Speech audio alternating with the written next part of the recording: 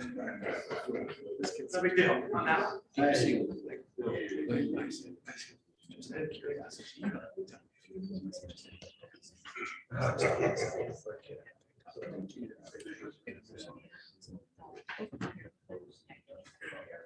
All right, call the meeting to order. Good evening, everyone. Welcome to our Williamsport City Council meeting. It is Thursday, September 15th, 7 p.m. We're in Trade and Transit 2. Please rise for the invocation, followed by the flags. Lord, your word says that you will always guide us. Let us lean on you with all our hearts instead of relying on our own imperfect understanding. Give us clear guidance in our service and the work that lies before us. Help us to follow your ways as you lead us in service in our community and into fruitfulness and joy. As we submit ourselves to you, we know that you will direct our paths and that we have confidence that your direction is always the best way to go. In your name, amen. I pledge allegiance to the flag of the United States of America and to the republic for which it stands, one nation, under God, indivisible, with liberty and justice for all.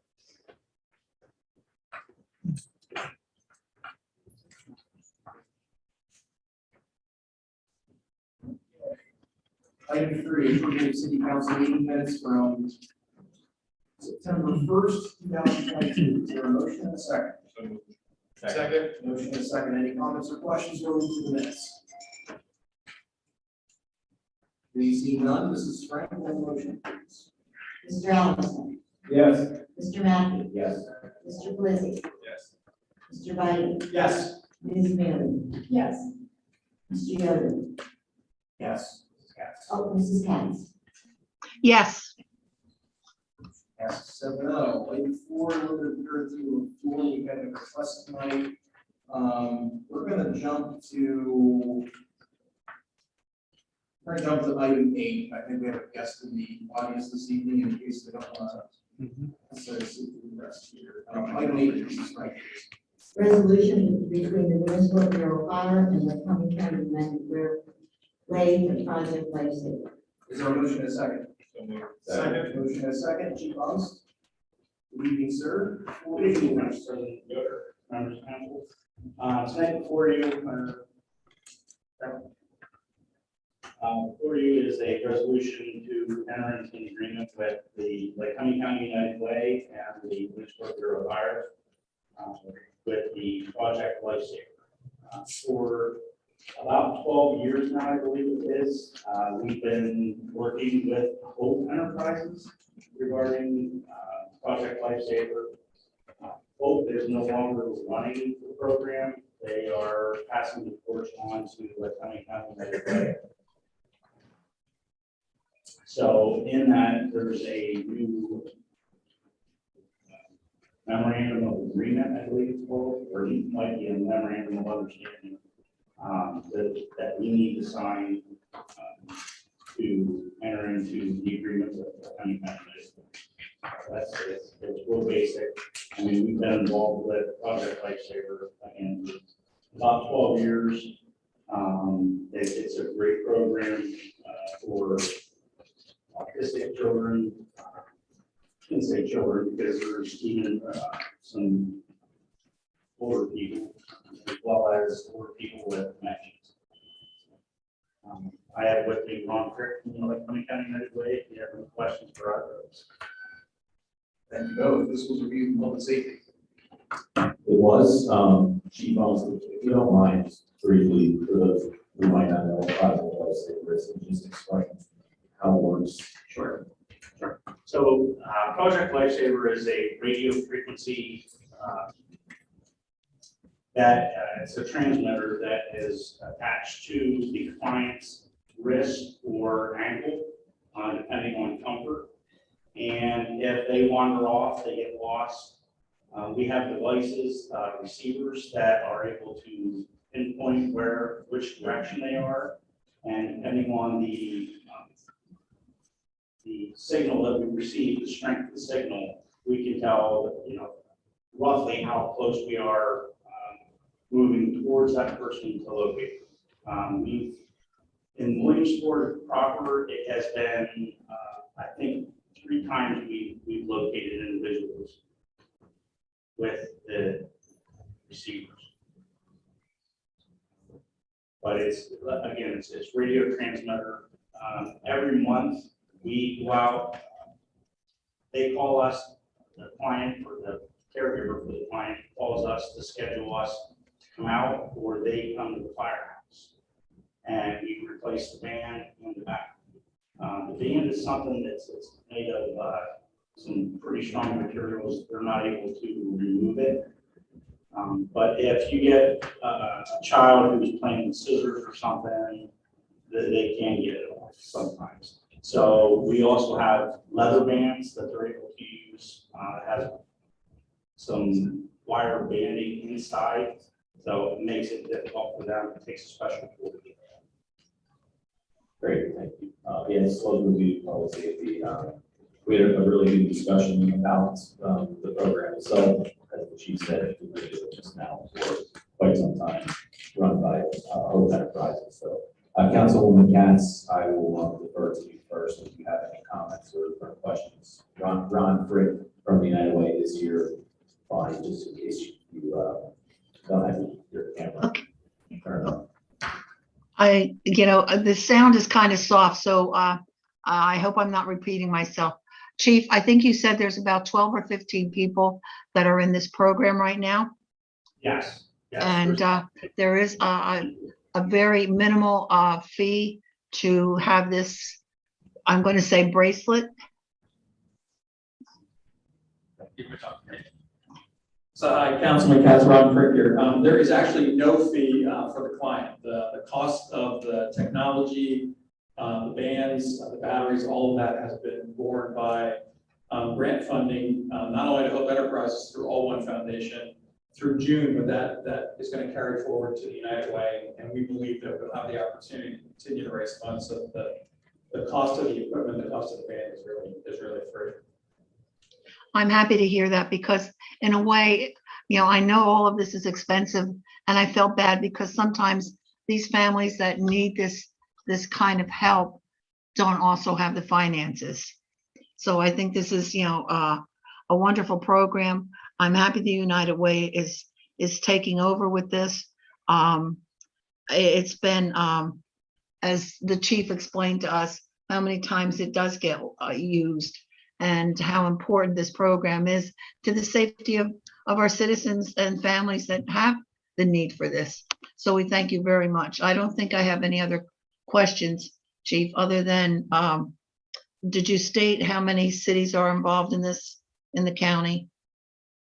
I did not, but there is involved with Project Lifesaver in Lycoming County are the Williamsport Bureau of Fire, South Williamsport Fire Department, Loyalstock Fire Department, and Ty Valley Regional Police Department.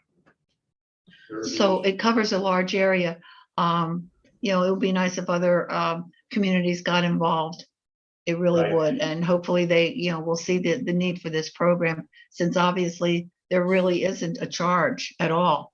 It's such a help to the community and, like I said, to our citizens. So other than that, thank you both.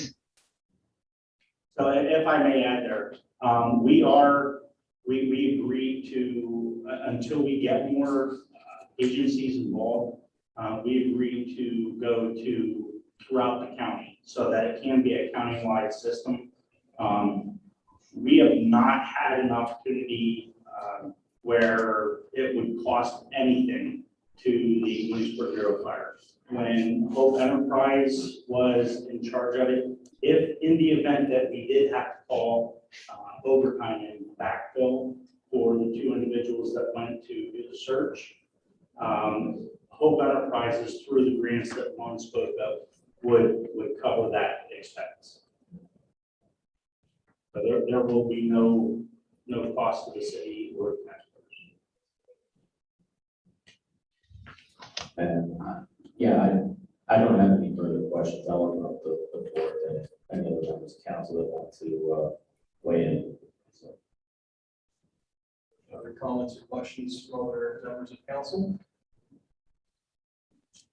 All right. Here you see none, Mrs. Frankel, the motion, please. Mr. Allison, Yes. Mr. Mackey, Yes. Mr. Pelisi, Yes. Mr. Ryder, Yes. Ms. Mealy. Yes. Mrs. Katz, yes, Mr. Yoder. Yes, motion passes 7-0. Thank you both. Thank you very much for being here. Appreciate it. Working with us on this. All right, we'll move back up to item 5. We have a quarterly report and some updates from Delta Development. I'll turn it over to Ms. Water.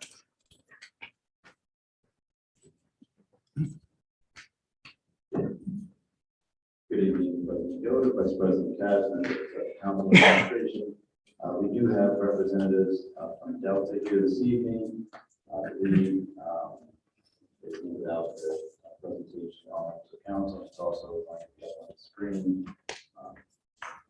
We've been working with Delta for a while now. We're extremely fortunate. We've had a number of grants come in. We're going to speak obviously more to that. And we also have some grants out there that we're looking forward to hopefully receiving those awards as well. We just recently were notified last week that we did receive a DCNR grant for our parks, rec, and open spaces to update our comp plan. That's $70,000, and that's going to then open us up for additional grant funding from DCNR. Some of the grants require that comp plan to be updated and on its algorithms. And so now that we update that, that's going to open up additional funding opportunities for us, particularly around green infrastructure too. So, looking forward to updating that and getting input from the public, from the administration, council, getting that plan updated. But at this point, I'll turn it over to Delta to let them give their quarterly update. Thanks.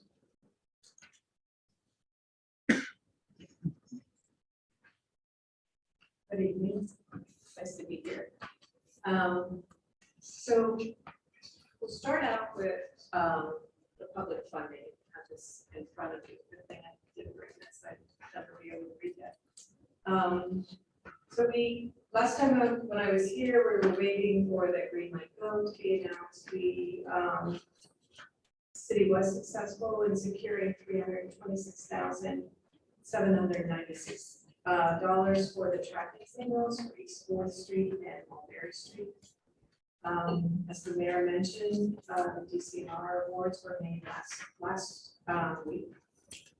We have pending applications right now, the CFA Greenways Trails and Recreation Program. We've submitted a grant for the Mason Street connector, so they've combined both of those phases into two phases. Those are on the CFA board meeting for next Tuesday. So we should know next Tuesday if that is going to be funded. We have a pretty good feeling that it will be funded. The CFA local share account, we submitted that in the winter and they've held that off. We do hear that it's supposed to be on the October board meeting. We're hoping for earlier versus November after the elections. So we'll keep you informed.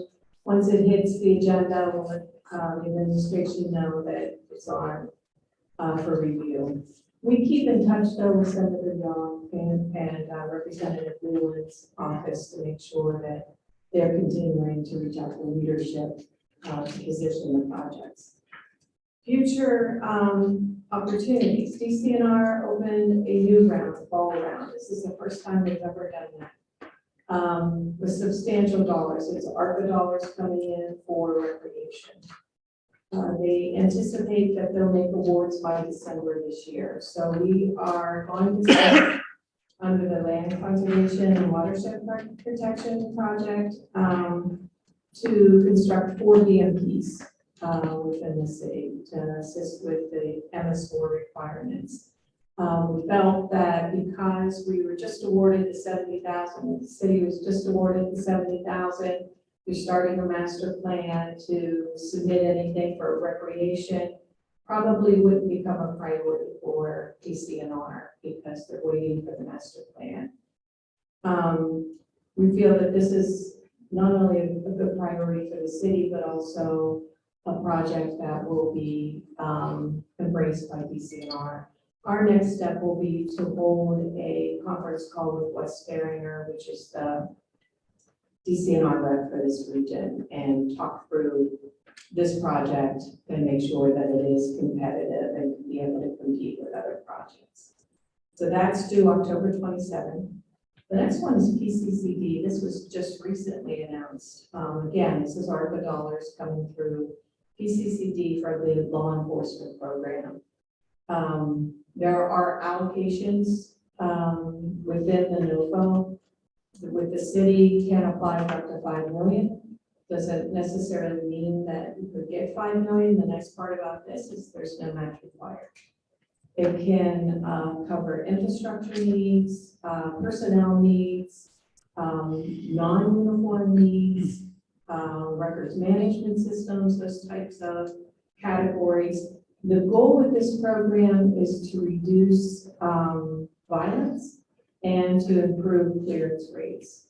So with everything that is included, whatever category and project component, you have to justify that this project will reduce violence. So we'll be working with the city in order to develop a competitive application based on the project needs and the city needs and meeting those two priorities of violence and improving clearance rates. So that's the update as far as funding. Any questions? This will get us through to the end of this year, and then we'll start again for next year as far as any funding that becomes available.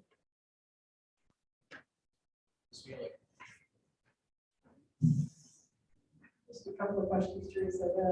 The EMPs that we're applying for the following, one extent does it satisfy our obligations into stormwater vision of the forest? All of them, all. I was hoping you'd say that. Right. And then what are clearance rates? That's, if you have a violation or theft or murder or rape that you saw, right? Is that right? I know enough to be dangerous, but yeah, that's that's what they want. Whatever you apply for within the application, you have to make sure that it will, in fact, So it will impact help both us of solve those. existing crimes or it will help protect. Right. Yeah, this sounds like things I mentioned. I mean, this is the whole- what we do with the application. That's all. Mr. Mackey? Could you expand on non-uniform needs for that police grant? What exactly would that? I mean, there's some of the, and again, it would depend on what the city is looking for in that regard. Some of the police departments are applying for translators because they, we're working with some of the municipalities in Center County, very diverse communities, language barriers, so they're working not only for first responders with mental health issues, but also some of the translators. So it would be in that category. Again, I think your police department is going to know best what programs to put in place in order to reduce the violence and improve your clearance rates. Great, thank you. Mr. Woolsey? Thank you. Just real quickly, $5 million potentially for the PCCD, is that competing with the entire state? They have 135 million that's available. And what PCCD has done is, with some municipalities, their max that they can apply for is $1 million. With the city, the max you can apply for is 5 million. They'll look at each of your requests and what you're requesting. And you've got to tie it back into those two priorities. If you make the case that yes, that we bring in, a sophisticated records management system, if you didn't have that. And this is how it would impact those two priorities, then your, application is competitive. So the key is always tying it back to those two criteria. Thank you. Any other comments or questions related to the fund updates? So last time I was here, so we were doing a tourism study.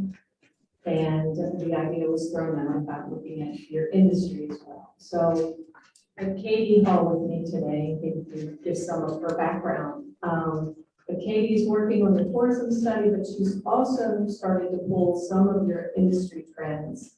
And I think you'll find that what she has pulled together is pretty interesting. So I'll turn the rest over to Katie now.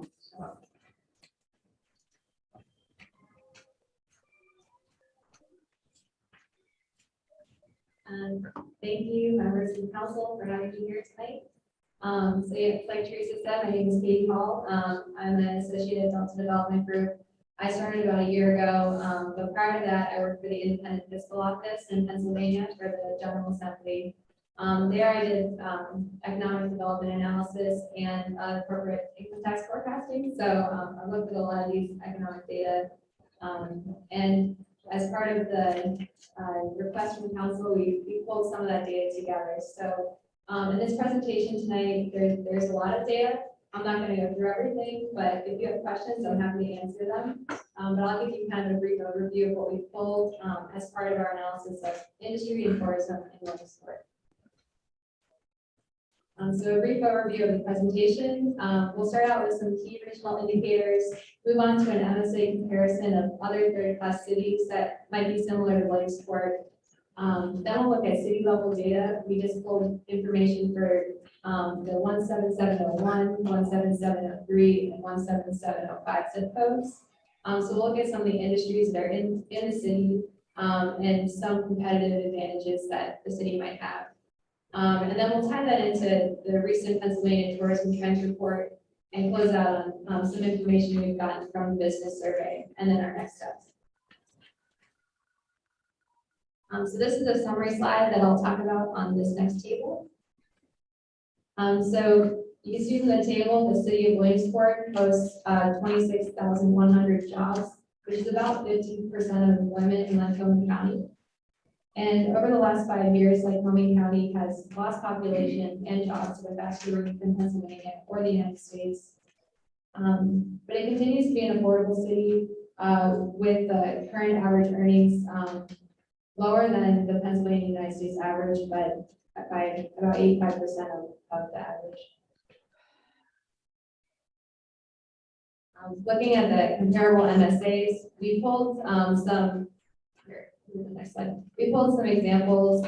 We used Lancaster, we used Altoona, Allentown, Bethlehem, Easton MSAs, and compared it to the Williamsport MSA. And in this case, the Williamsport MSA, the Metro Statistical Area, is about the same size as the county. So this just gives another look at how Williamsport stacks against comparable regions. And you can see that the areas like Lancaster and Allentown, areas in the south and east of the state, they're experiencing job growth and population growth. And that's a trend that's being seen across Pennsylvania. And then towns in the north and west of the state are losing population and jobs. Here, Williamsport has continued to have a higher level of unemployment that over the past 5 years than these municipalities, but they also enjoy a pretty substantial average earnings rate, similar to Lancaster or even Allentown. And just to note here on the industries, you can see that all of the MSAs have these same top 3 industries: healthcare and social assistance, manufacturing, and retail trade. So the kind of mix is pretty similar. So now look at the city level data, and this is where we can kind of unpack a little bit more about the industry in Williamsport. Just looking here, this first chart kind of lists the top industries by employment, and Williamsport has 29.5% of their employment is in the healthcare or the social assistance sector. So that means about 1 in every 3 jobs is in that industry. And it breaks down that hospitals and ambulatory healthcare services, which are outpatient care centers and doctors' offices, those are the top 2 employers in the city. And that's followed by food services and drinking places. And each of those industries employs around 2,000 people. This next slide carries some interesting data because it shows these larger industries, but then it compares it to a feature called location quotient. And this statistic pulls the concentration of an industry compared to the national average. So if a location quotient of 1 means that the industry is the same in the city as it is across the United States in concentration. When you get a location quotient above 1, it means that there might be specific concentration of an industry or an industry cluster, giving Williamsport a competitive edge. So all of these on this chart are industries with location quotients greater than 1. And I think what is interesting to pull out here is that there is a high concentration of healthcare and social assistance employment. It also has a high location quotient. But on the other side of the graph are the areas that have very high location quotients, but not as much of total employment. And those are some specialized manufacturing industries, such as primary metal manufacturing, transportation equipment manufacturing, computer and electronic manufacturing. And while these don't make up as large of a share of total employment, they're each below about 2%. They're concentrated in Williamsport at levels 2 and 3 times the national average.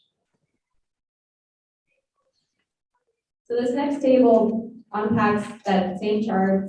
It's a lot of the same industries, but it just lists it and ranks it by average earnings per job. So you can see these same high LQ industries where there's a lot of concentration. I think what's worth noting here is that these specialized manufacturing industries, you can see they've had some negative job change from 2016. So there's employment loss in those areas in the past 5 years. This slide looks at the flip side of the coin, the industries that have lower than 1 LQ, which are industries that are not as concentrated as in Williamsport as they are across the rest of the nation. But this graph also shows these industries that have had growth in the past 5 years. So I wanted to highlight this slide because I think it shows an area for possible growth or advantage. Industries that might not be as concentrated in Williamsport now, but are experiencing growth. Some that I'll highlight are the rental and real estate industries, and also the amusement, gambling, and recreation industries. And you can see that when we kind of look at the tourism data, you also see that there's like less tourism spending in the recreation industry, and the industry is smaller than the national average. Just to wrap up on this industry cluster discussion, I'm just going to turn back to the manufacturing industry cluster. Here's a map of kind of the locations of the manufacturing type industries within the city of Williamsport.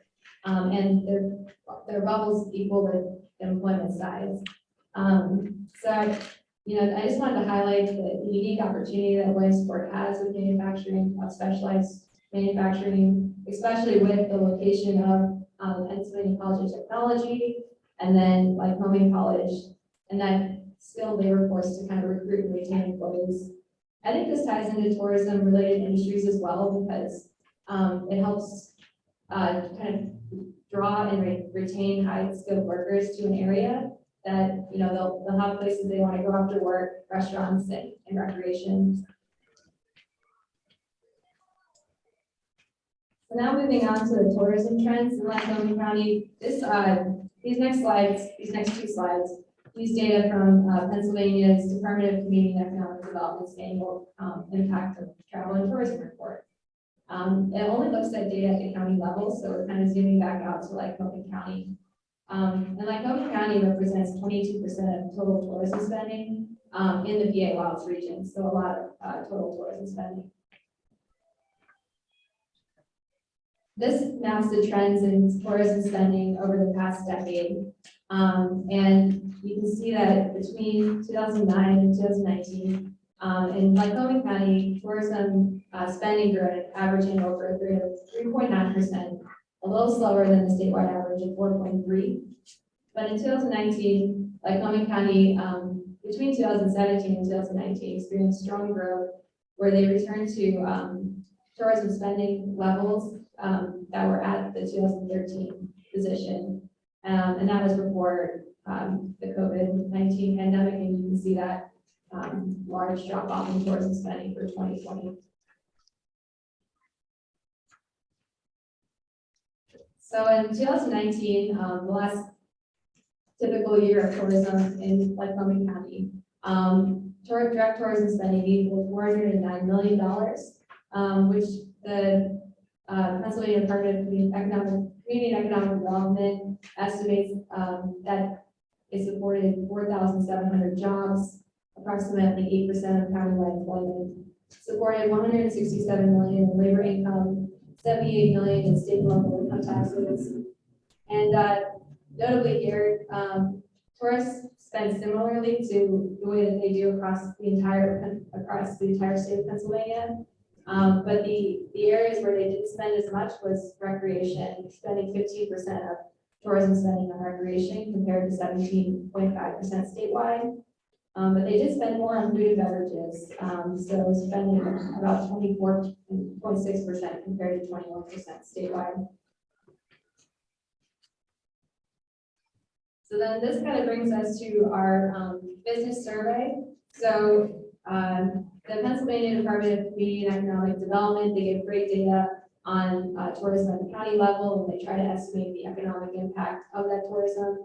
But we tried to get a better sense of the impact of tourism and the connection to the regional economy at the city level. So the survey that we are administering, it went live in August 2022. We're still working, we haven't had a very high response rate, but we're still working on follow-ups for that. But it does ask questions of, quantitative questions such as the number of employees or the percent of revenue attributable to tourism. But it also asks businesses qualitative questions like what they believe are drawing people to the city, what amenities might be missing, and then what are opportunities for growth or the ways that the city can better support tourism related businesses. So I'm going to share some early feedback. So here, I can't share much data from the survey just because we don't have enough to say what's representative, but we can share some early themes or kind of the open-ended responses that we've received. So some open-ended responses highlight leveraging historical charm by marrying the historical charm of Williamsport with 21st century interests. And I think examples of this could be like the Peter Burdick House, the City Hall Grand Hotel, or the Brandon Park Band Shell Summer Concert Series. More outdoor recreation and programming offerings, make the Riverwalk more accessible, increase bike pedestrian infrastructure, strike a balance between sports culture and arts culture, more shopping, assist businesses with recruitment, retention of high quality employees, and work with landlords to address vacant properties in downtown Williamsport. So those are just a few of the findings that have come out of the survey. Just some qualitative feedback, but we're hoping to get some more responses so we can get some harder data out of the survey. So that's the presentation. And then I'm open for any questions if you'd like. Thank you. Real quick, this is great. There's a lot of interesting information in here. I jotted down a couple. Could you email this to us as well? Oh, sure, yeah, Please. absolutely. And you can send it over to the city clerk, you can forward it to us, or Okay. either way, that would be great. Does anybody have any comments or questions? Mr. Pelosi, Mr. Slider? Thank you. Thanks for the presentation. She said a lot of great information here. While you were speaking, I too jotted down a couple of things. The one thing I'm curious to know is the high altitude industry growth opportunities. That's why I noticed some more industries here. We're looking at percentage change from 2016 and now our computer and electronic product manufacturing. We've lost approximately 34%. I have to pay close attention. I can't make it any louder. It's as loud as it can get. Bonnie, you don't want to mute yourself, we can hear Primary metal manufacturing, we lost 28%. Food manufacturing lost 25%. Just those top three that poked out to me. Were you able to, in your research, looking through the data, were you able to also see where that industry went to or why we lost that industry? You know, in the research that we did for this presentation, I was able to look at that. But that's something I could follow up on if you're interested. You know, it's at a small level, it's difficult to track this data because at this level, it gets down to a company moving or you know, and they can't disclose that information. But I can see if there's any additional information available.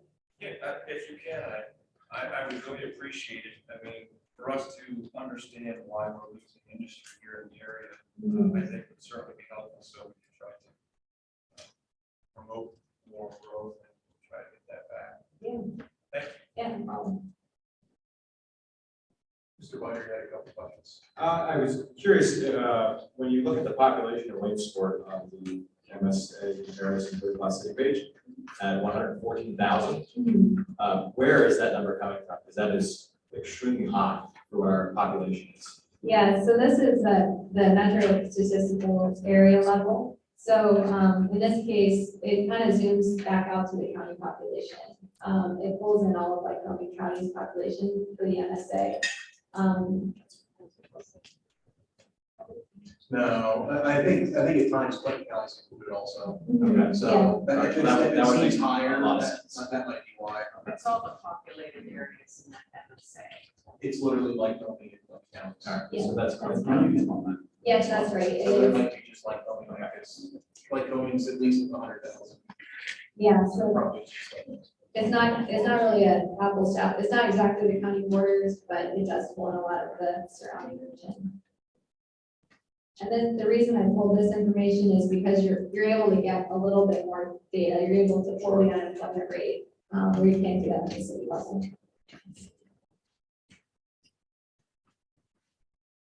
It's feeling. When you say that the acronyms are adjusted for cost of living, what refers to the discussion?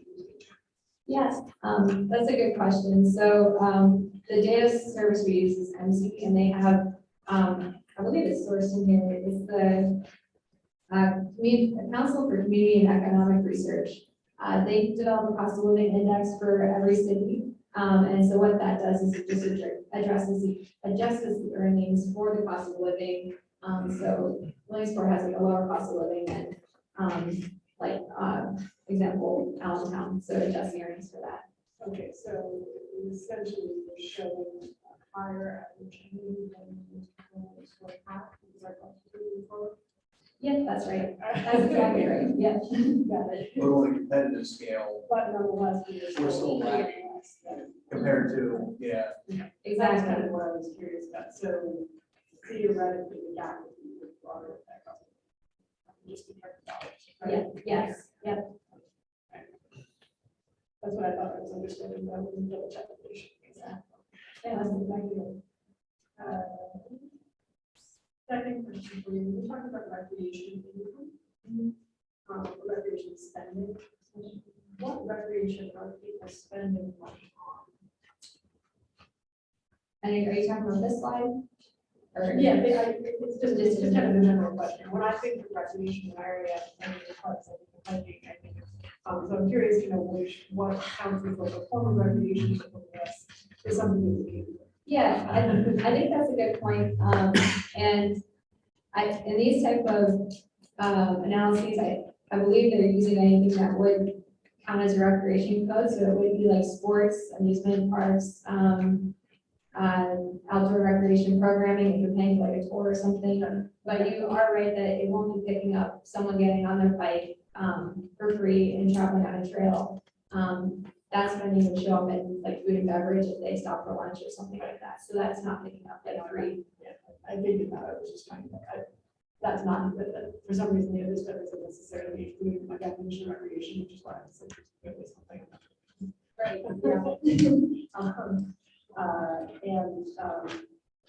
I guess the follow-up to that question, which don't necessarily need to answer now. began is it was what forms of recreation people spending money on elsewhere that don't exist here. Okay. You know, because I'm assuming that's part of it. People may be spending less on recreation, but more than likely the actual issue is that there are things that we don't offer here that are offered elsewhere. And we're making those services 6,000 years. That's a great point, and that is something we're trying to get out in the tourism survey. So hopefully we'll get a little more insight on what people are seeing. This is the question we're trying to get at with what amenities is the city of Williamsport missing, but yeah, we'll see.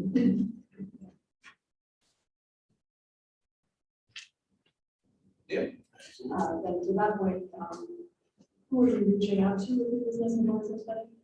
So right now, we have, we're using the Chamber of Commerce's directory, and we're primarily reaching out to tourism related industries. Basically these sectors, lodging, food and beverage, retail, recreation, and transportation.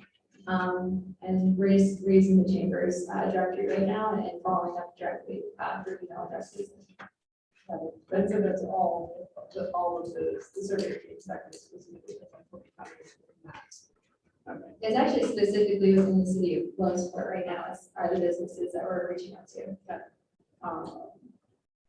It might be useful to these products. Some of these industries. Anyway. Great, thank you. So Vince kind of stole one of my questions, which is okay. I mean, that stuck out to me, the manufacturing jobs. I'm kind of curious, and I don't know if you're even able to pull this data, how much of it was because of the pandemic? How much it was because of like the trends that you're seeing just across manufacturing, automation, the shift in roles? I mean, it's creating a net reduction in jobs, not to the extent that I think most people think, but. Right. And then how many of them left? That number really stuck out. But I thought it was interesting though too, because we still have a pretty unique manufacturing cluster, Yeah. even with that exodus of jobs or change in net reduction in jobs. And the question that sticks in my mind, at least with that cluster, is like, how do we capitalize on that? Yeah. How do we capitalize on that? How do we capitalize on these unique industries that we have or the opportunities, right? Yeah, I think that's a great question. I think that cities that have seen success in doing that are usually attaching themselves to a university or a college. So I think that you have a great opportunity in Penn College and like Coding College, apprenticeship programs, and then also just the improvements that the city is making to make a city that you want to live in and raise a family in. So I think those are two ideas. It's definitely a difficult question. So, and the other thing that just stuck out to me, and so this is all really great information. I think this gives us kind of a map of where we're at. Yeah. I think a good next step would be, well, how do we take this and how do we put it into some kind of a, even if it's a high level action plan, how do we retain some of these industries? How do we grow them, right? And then we've talked for a couple of years about some kind of economic development strategy in the city. This would be a great start to one for sure. Well, the other thing we could do is reach out to these industries to get a sense from them, just like we're doing with tourism industries. You know, the DCD has a rep survey where it's early intervention, where there are a number of questions that we could ask regarding their future, what's some of their impediments, any of their goals, if they could expand, what do they need to expand, if they've had a reduction in employment, is it because of, you know, pandemic, or are they downsizing, or, and for those that have maintained their employment, what makes them successful? And the other thing, you know, once you get to the point of what you know they're looking for and their needs, and you've got the space and you know where you want them, you can attend trade shows. You know, you can take your city on the road and say, this is what we have available. Now, some of those cities probably also offer some incentives to get early maybe small businesses that will then continue to grow. But I think we could put together, maybe some implementation steps on what you might think about in order to grow that. But I think our next step is really reaching out to some of those industries to get a better sense versus just the data on what's really going on. The other thing that, because we use a VMC tool, those are updated quarterly. Yeah, so we can look at next quarter too to see if there's any change as well. But I think reaching out to the industries and get a better sense of what's going on makes sense. Yeah, I for one would be interested to see that. Again, you start thinking of, okay, we have a baseline of kind of where we're at, what do we need to get from here to there? And then, we could even look at putting a plan together based on that of how do we accomplish it then? We know what we need, where do we put it? How do we get there? So this is great. This is really great. Any other comments or questions from other members? Ms. Phelan? I noticed obviously with the offset the decreases in some of the manufacturing sectors, we had massive increases in healthcare funding in the city. Or is that countywide? Is that in the larger? The graph sites, I'll go back. This is all city level data. It's chapter 3 that bases all city level. Okay. To what extent is that mirrored nationally? To what extent are most municipalities seeing massive increases in healthcare jobs versus manufacturing jobs? That's a really good question. And I think you could see that from that MSA comparison that a lot of MSAs are top industries, healthcare and social assistance. Let me pull it here. I guess what I'm not sure about is to what extent that's the case Yeah, in Pennsylvania versus to what extent that's just a national trend. but we are able to parse out that data in this tool. There's they have a national growth rate and then they have a competitive growth rate. And from what I remember seeing, I didn't pull it into the presentation, but the competitive growth rate for Williamsport was positive for these industries, indicating that there's something more than what's going on at the national level. But I agree with you that there is just a national growth in that industry. So we are above average, but not 41% above average. Right. Okay. Well, yeah, that is the growth, but it's not competitive growth. Yeah, exactly.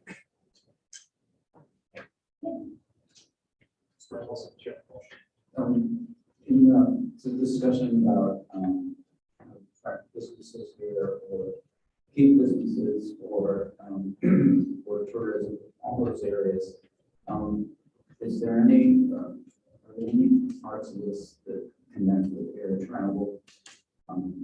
We don't have those things in the area anymore. Is that a component that affects some of this? Has anybody expressed that? For the, and yeah, reaching out to those industries would be key as far as how that has impacted their business. And I think we start with those manufacturing industries, look at some of the other job losses, and again look at those industries to see what's going on in those industries on the city level. And I think you can have your quantitative data, but I think the qualitative really is a good offset to that because you get the real knowledge of what's going on. We can analyze the data, we can make some assumptions and say, well, this happened and this happened. We may be totally off base. I think having some of those conversations with industry that's currently in Williamsport is going to be important. Thanks. And that can be one of the questions. Yeah. How is that impacting their business?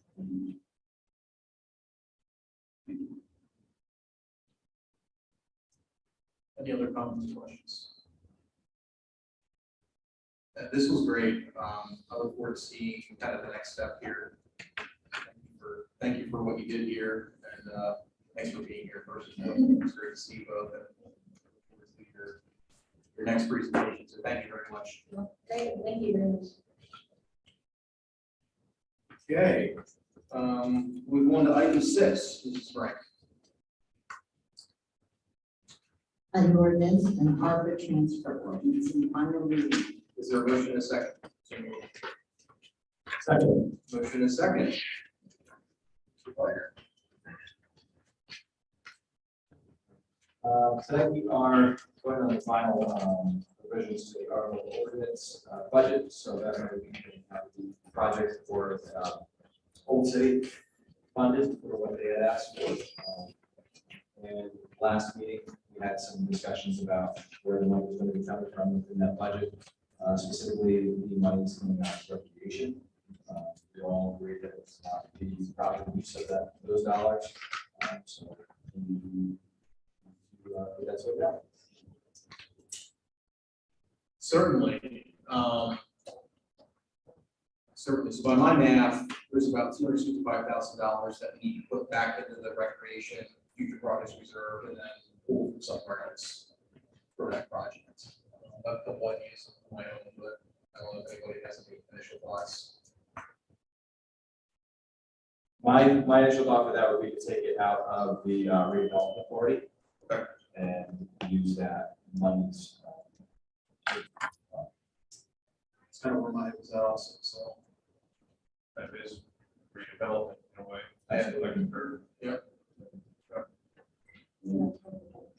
Yep, yeah, I agree, completely agree. So, yeah, that makes sense to me, and then same token. We need to then take from the economic development, city development project, the same number, put that back into recreation future project reserve, so just need to make the motions. So I will make a motion that we take the $265,000 out of the redevelopment authority, place that into the future projects category for economic development for this particular project. We need the old city Or development. excuse me, the old city development, yes. Is there a second? Second. Motion and a second. Any discussion on the motion to amend? Hearing seeing none, Mrs. Franklin, motion to amend. Mr. Allison. Yes. Mr. Matthews. Yes. Mr. Pelisi. Yes. Mr. Bider. Yes. Ms. Mealy. Yes. Mrs. Katz. Yes. Mr. Yoder. Yes, motion passes 7-0. From the city development project back to recreation future projects reserve.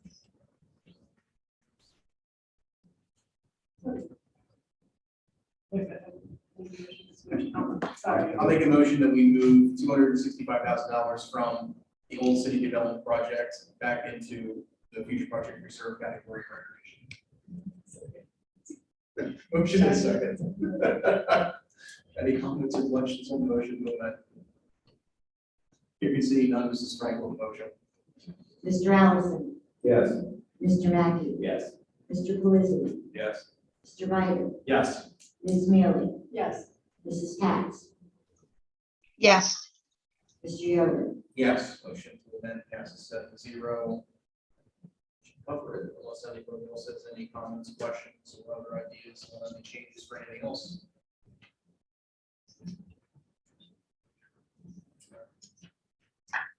Here you seeing no more comments, Mrs. Franklin, the main motion. Mr. Allison. Yes. Mr. Matthews. Yes. Mr. Pelisi. Yes. Mr. Bider. Yes. Ms. Mealy. Yes. Mrs. Katz. Yes. Mr. Yoder. Yes, main motion passes 7-0. Let's move, I actually think there might be more people here from Newbury for item 10. So we'll move up down to item 10. Just trying to agree with that. Resolution authorizing the purchase of street trees from Michael Initiative Incorporated. Is there a motion and a second? So moved. Second, motion and a second, Mayor Slaughter, welcome back up. Yes, good evening again, Council President Yoder, Vice President Katz, and members of council and administration. What you have before you is a resolution authorizing the purchase of 42 street trees for the Newbury section of Williamsport along West 4th Street. We have been talking about this for what feels like forever. the last few years, and this is related to the trees that were removed during, as PennDOT was starting to do some work and then stopped. And right now, they're not scheduled to return until 2028. We've had a number of meetings, the administration, members of council, folks from Newberry, related to the replacement of these trees, and since it is not until 2028, and it currently looks resembles an airstrip, we did feel it was prudent to replace the trees here in the interim. I know we did discuss it during the ARPA discussions as well throughout that time, and so these would be 42 trees, 21 of each kind of their root. We did get permission from PennDOT to use this as an PennDOT right away to replace these trees, so long as they were the appropriate type. Chad, the city forester, has reviewed these and reviewed the area, and this is the recommendation he has made for these trees. And so this is what you have before you, and it was reviewed and public works. Mayor Slaughter, this was reviewed in Public Works, Mr. Allison. Oh, did she leave this? Okay, perfect. Bonnie, sorry. Public Works?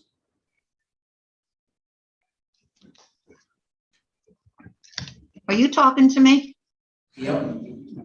I didn't hear what you said. I'm telling you, I told Chris I'm not hearing too. There's not enough sound tonight. This didn't come to us at all.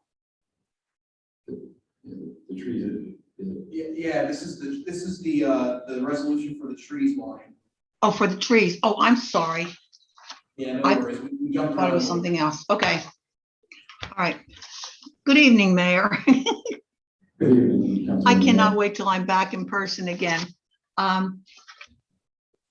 First of all, I found out, when we had the discussion about the company that's doing the trees, did not realize that we were using this company for a long time out of New York, that they supply the city with a lot of our trees because they have such a large selection, and a selection that is usable trees, and that may be not the right terminology. It's about time we're going to be doing this. It's a shame that we did lose the free gratis from Dincher and Dincher, but they were not happy with the fact that PennDOT would not guarantee that they would not leave those trees alone in 6 years. And 6 years is when PennDOT said they're going to go back to repairing 4th Street again. So therefore, we lost that free gratis, which is a shame because this is a company who has worked with the city tremendously, but I can also see it's a small company. They're not huge, and to put trees in that would only be there for 6 years is kind of disheartening. We don't know if this is going to happen again with using the $5,000 from ARPA to put the trees in, but we can't have Newberry looking like it's looking without any trees on the street. Trees, as we well know, is good for the environment in so many different ways. And especially when the heat of the summer, we need the trees for cooling. And it's just it helps keep the pollution down. So we do need the trees on 4th Street. As everybody knows, it's a well-traveled street. We do know that letters and communication has been done with a lot of the citizens that are on 4th Street to accept the trees. It's 42 trees that will be used. I'm sorry, but I don't remember the names of the trees. I did not write those names down because I wouldn't even know how to spell the names. But it's two varieties that we're using. And I don't know if the mayor, do you know what the name of the trees are? Yes, they are hackberry and musashino, so zelkova. I don't know if I pronounced that correctly, but those are the two types. You did better than I did. I know. They're both their root trees. But once this is approved, they can start planting these trees in November, and the citizens will, when the trees are planted in front of a home, the citizens that said yes to it will take care of the trees, which hopefully will make Newberry look like it was before a little bit anyhow, at least for the next 6 years. Like I said, there's no guarantee how long this is going to last. PennDOT will not give any information as far as are they going through with their project in 2028? We don't know, but at least we'll have trees in Newberry up until that point. And that's the gist of it. Vince, were you there at the meeting? Yes, I was, Bonnie. And Randy, is there any questions? I can't remember if there's anything else. I think you covered it pretty good, Bonnie. Okay. I'll just add one additional, Councilwoman Neely asked about additional trees, and we have previously purchased 24 for other spots throughout the city. Time for the revitalize, starting this year, stuff, like revitalize is back, and there's some new form of a street tree grant out there at the state level. As in, can you hear me now? The tree bylaws, yeah, is that? Yeah. Okay, so revitalize is back this year for next year planning. Okay, great. Which is, we have for years planted about 50 to 75 street trees a year, and the city utilized and revitalized tree money from the state, and then that grant funding was right up a couple of years ago. It's back, which is excellent. So that'll bring us up to speed on street trees again, hopefully. So, yeah.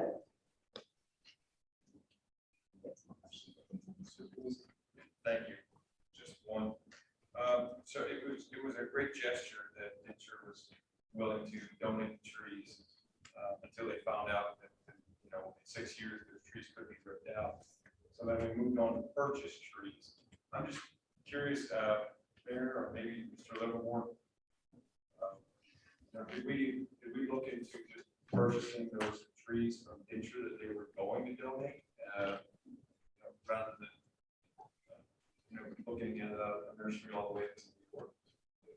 The reason for purchase that shingles we use from New York is a bare root tree. So it's a lot cheaper to get those from up there. A lot of the trees we can get around here is root ball, and the price would be astronomical to put them in. And if we even have the room between the curb and sidewalk, you can do so right now. Okay. Understood. Thank you. Yeah, I'm pretty sure this, although I toss my mouth with it, a lot of the landscape vendors around here actually do legislative tools as a source of trees. They're kind of like a larger vendor of trees that even when like for the Northeast. And we've gotten really excellent trees from them over the last decade or so. They're very good quality. Even though they're very the survival rate is that's very true. It can be a little dicier. Can I ask a couple other questions? All right. Scott, I just want to make sure, generally speaking, when we plant street trees, at least when we've done the Tree Vitalize grant, we've banked in that we're planning to water them for a while after we kind of care for the trees definitely for the first year. Typically in the fall, they're in a dormant stage. Right. So, these will go in, and obviously if they're approved, they will go in around the 1st to 2nd week of November. So I think the care for these trees are very minimal to the fall season. And then, yeah, Chad has said that he has gone out to get these trees a jump start if he needed to. On certain occasions. I just want to make sure. I mean, just to be clear, and I see Robert Crossing, Mark back there, and the chiefs, I guess. In the long run, these trees are the property of the property owners along West 4th Street, and have a responsibility consequently also of those property owners along West 4th Street. However, No, they aren't. if we are, Read your city ordinance. No, they aren't. The city owns the trees. They're the responsibility of the property owner, but the city owns the trees. And the property owner cannot do anything to that tree unless they have permission from the city. right. So it's a kind of a shared, right? It's in between the curb and sidewalk, it is city right of way. The homeowner owns the trees, but they have to, if they want to, if it needs cut down, it has to be approved by our forester.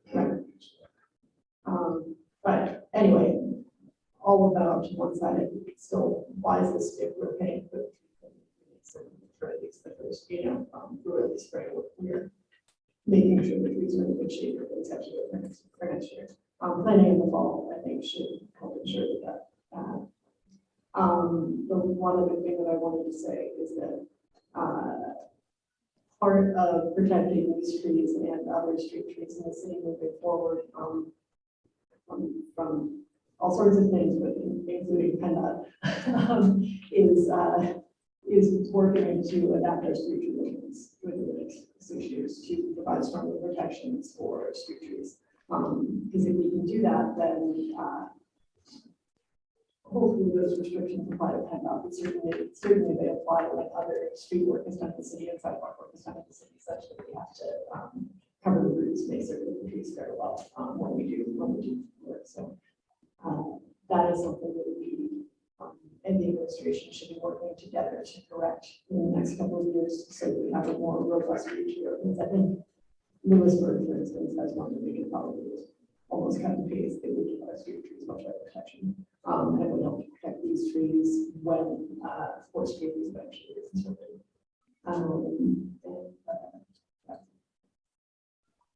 Any other comments or questions? Ms. Mealy, I would second that. I mean, we need to make sure that we are doing everything we can to make sure that this doesn't happen again. And if it does happen again, we need to, I think, we gotta come up with something. I mean, we've been working with PennDOT pretty intimately for the past couple of years. And I think, I hope that we've got a good enough relationship where we can have a frank conversation about how negatively this impacts the community when this happens. And I'm sure that it's not just happening here, it's happening other places. There's a good educational opportunity here that hopefully we can help PennDOT understand, and hopefully help other communities in the area maybe avoid this situation in the future. So whoever's here in 6 years, whether it's some of us, whether it's some current members of the administration, whenever this whole thing's on record, let's hope that it's captured and we can mitigate this in 6 years. I hate to be sitting here in 7 years or 8 years and it's happening again. Mr. Allison. This whole issue dates back several years, and some of us have around 5 years. Or more. Or, yeah, at least, we had a lot of meetings with PennDOT in different venues with citizens, as well as council people, and seemed to come to understanding at different times that there was a workable solution, but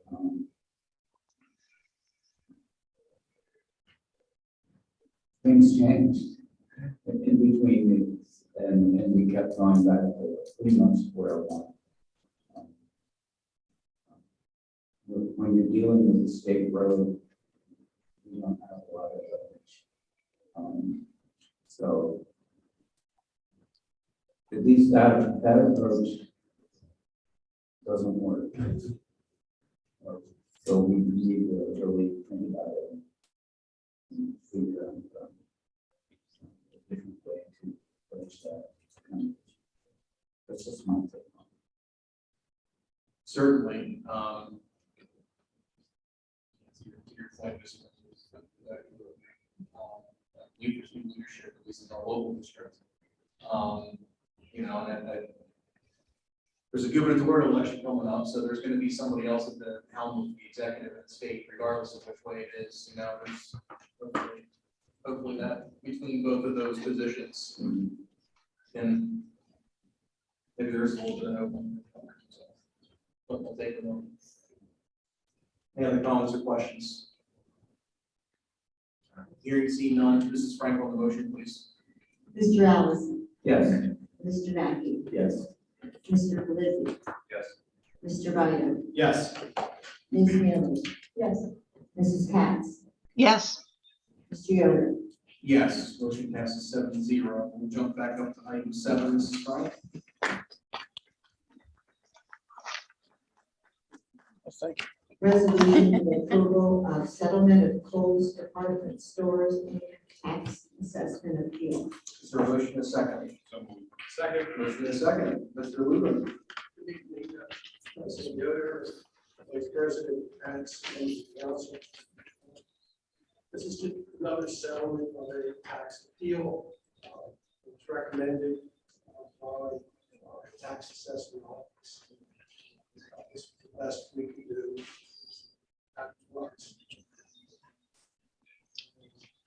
I'm not sure how the other weeks are going. I think this might be the last one. So notice that originally attempt that went out to everybody. Arguments mentioned in this. Thank you, Mr. Lubin. Are there any comments or questions? Council. I won't go on my reassessment soapbox again. I did see an article in the paper that it does look like the commissioners are at least looking at it, which is hopeful.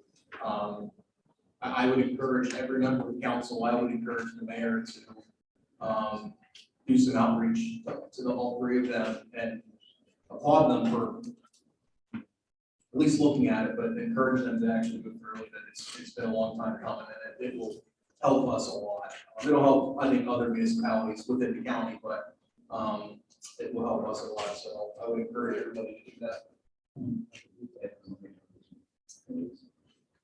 They do great. Yeah. Yeah, they do great, but the more they hear from us, I think the better. So absolutely. I think the treasurer, tax collectors would appreciate it. I would agree. Also that if the assessments go up because of the assessment, you have to reduce the village. That's right. It's supposed to try to keep it neutral. Can't go up to 10%. Any other comments or questions? Ms. Wheeler? I'm going with that because I think there's no time to report out every time we have to take the assessment. Reassessment is not a revenue tool for reducing fees and people as opportunities and make certain that people are paying their fair share. And in some cases, real estate value will be reducing, in some cases, it may be raised. But it does not increase the tax income to the city. As a credit mechanism. I just feel like I don't want to go back on that. That is not. That's what was done in 2004. And the city at that time reduced its.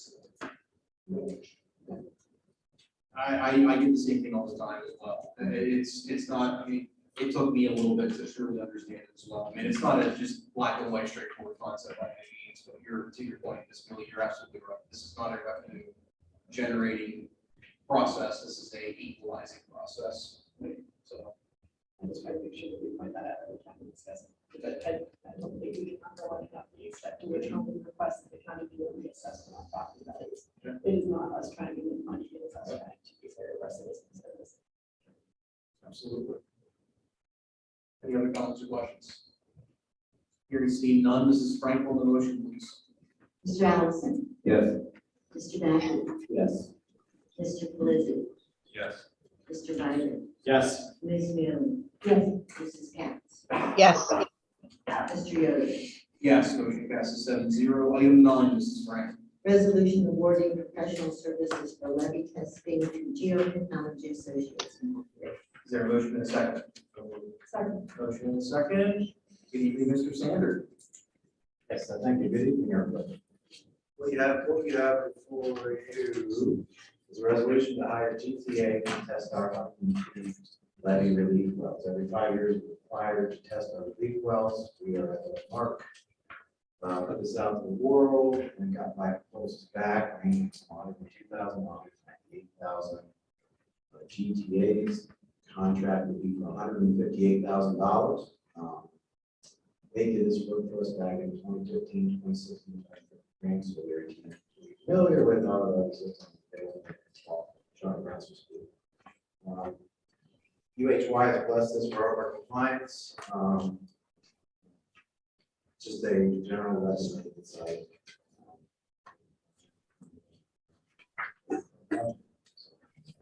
There was a question from Mr. Allison. Tuesday, in Public Works, there are 3 or 4 relief wells in our system that are in the Textron plume, that's the contaminated soil. I reached out to some other individuals, they get back in time, but when the time comes next year to perform this work, I will make sure that we look at the office to run the solids. Thank you, Mr. Sander. This was reviewed in Public Works. Bonnie? Yes, it was. It was reviewed Public Works. Hi, John, how are you doing tonight? Good, how you doing? Okay, this is something that has to be done every 5 years. And correct me if I'm wrong, John, but didn't you say there's 25 wells that have to be inspected at this point? So all of them need to be inspected. All of them, but what did you say, 25? All the 102 need to be inspected, water drawn from them, and then measure the rate of water coming back into the well to make sure the well is still actually as designed. The 25 or 26 wells, have the contractors to remove sediment that accumulates in the well, stem cell over time. That's part of the package. And this is to take all the sediment out. By any chance, do they weigh the sediment that they take out? I don't know the answer, I'm sorry. The only reason I ask that because when we clean the streets and things like that, we do weigh that for our MS4 program for our credits. So that wouldn't have anything to do with that at all. I meant to ask you that during the committee meeting. I don't believe so. This would be subsurface, but you are correct in regards to the street. Okay, and this will also take up to 1 to 2 months to get done. And like I said, this is done every 5 years. I don't have anything else to add.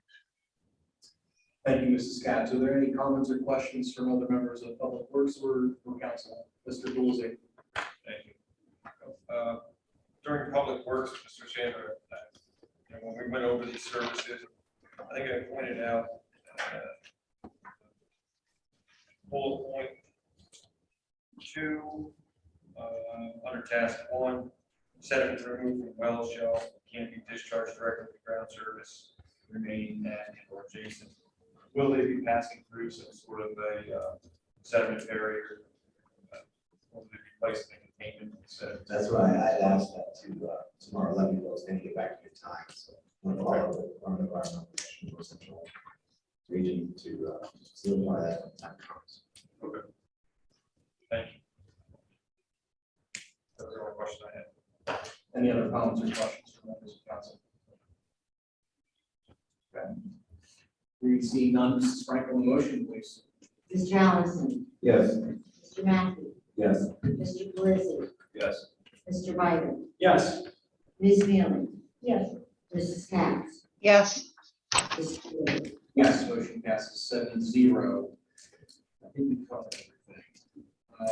Item 11, except for filing, we have the Finance Committee meeting minutes from August 22nd, the Public Safety Committee meeting minutes from April 26th, Public Works meeting minutes from May 24th, and the Water Authority and Sanitary Authority minutes from July 27th, all 2022. Is there a motion and a second to accept for filing? So moved. Motion and a second. Any comments, questions, or revisions to the minutes? We've seen none. Mrs. Frank on the motion, please. Mr. Allison. Yes. Mr. Mackey. Yes. Mr. Pelisi. Yes. Mr. Biden. Yes. Ms. Mealy. Yes. Mrs. Katz. Yes. Mr. Yoder. Yes, motion passes 7-0. Item 12, announcements. Our next regularly scheduled city council meeting will be held on Thursday, September 29th, 7 p.m. right here in Great Transit 234. Upcoming meetings, Tuesday, September 20th at 6:30 p.m. is our Historic Architectural Review Board. Wednesday, September 21st at 10 a.m. is Blighted Property. Tuesday, September 27th, 1 p.m. is Finance Committee meeting, 2:30 p.m. Public Works. Wednesday, September 28th, 9 a.m. is Economic Revitalization Committee, 11:30 a.m. Public Safety, and also at 11:30 a.m. is the Redevelopment Authority meeting. Thursday, September 29th, 7 p.m. is our City Council meeting. Are there any comments or other items from other members of council? Ms. Mealy. Just one quick question from Mr. Little, actually, if you don't mind.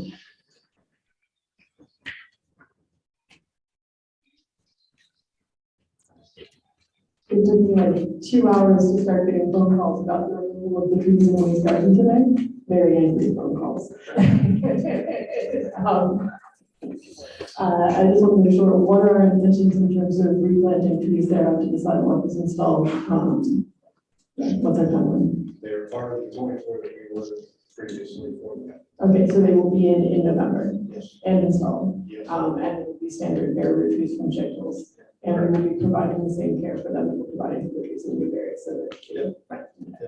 And then because they are our property, we will continue to provide care for those ones, correct? And take them down to the northern Texas line. Yeah, no, I know when I explained that before, I was explaining that I have to see it for a piecemeal, treatment of those trees, but, just wanted to make sure that the promises that I made were in fact accurate. All right, excellent, thank you.